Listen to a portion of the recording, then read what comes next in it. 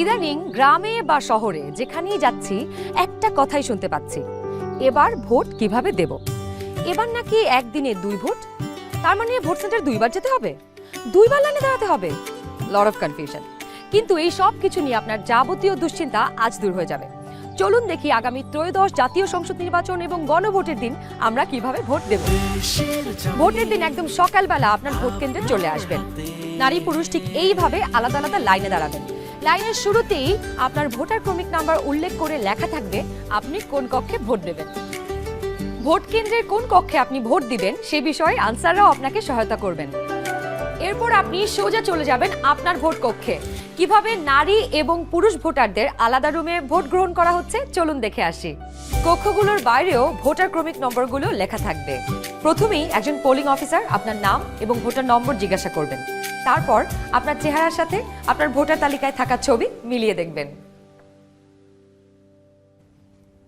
এটা আমি, এখানে একটু খারাপ আসছে ছবি। বাবার নাম আনিসুজ্জামান। ভোটার আয়শা খানম, ভোটার নং 0157। প্রথম পোলিং অফিসার আপনার নাম এবং ভোটারের ক্রমিক নম্বর জোরে উচ্চারণ করবেন যেন কক্ষে থাকা সহকারী প্রিজাইডিং অফিসার এবং পোলিং এজেন্টরা শুনতে পারেন। এরপর দ্বিতীয় পোলিং অফিসার আপনার আঙুলে অমোচনীয় কালি লাগিয়ে দেবেন। তারপর আপনি চলে যাবেন সহকারী প্রিজাইডিং অফিসারের টেবিলে। প্রিজাইডিং অফিসার আপনার ভোটার নাম্বার লিখে আপনাকে 2টো ব্যালট পেপার দেবেন।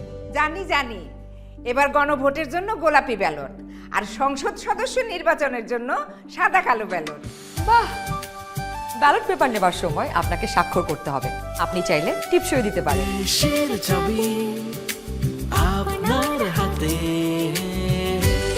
ব্যালটের সাথে দেওয়া হবে সিল মারার জন্য একটি রাবার স্ট্যাম্প।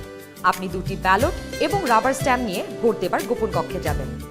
এবার কিন্তু সময় বাঁচানোর জন্য অনেক ভোট কেন্দ্রেই 2টো গোপন কক্ষ থাকবে, যাতে একই সময়ে 2জন ভোটার 2টো গোপন কক্ষে ভোট দিতে পারেন।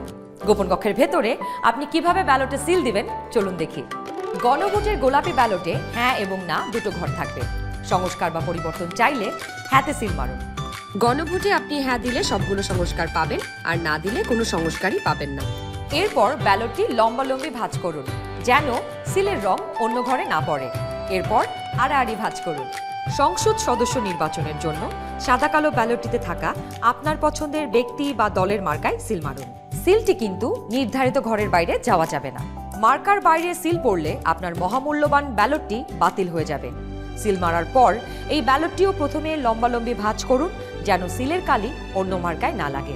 এরপর আড়াআড়ি ভাঁজ করুন। এবার গোপন কক্ষ থেকে বের হয়ে স্ট্যাম্পটি সহকারী প্রিজাইডিং অফিসারকে ফেরত দিন এবং একই ব্যালট বক্সে 2টি ব্যালট পেপার ফেলুন। ব্যাস হয়ে গেল একদিনে 2 ভোট। একদম সহজ, তাই না? তাহলে নিশ্চিন্তে ভোটের দিন চলে আসুন আপনার ভোট কেন্দ্রে আর ভোট দিয়ে বুঝে নিন দেশের মালিকানা, দেশের চাবি আমাদের হাতে।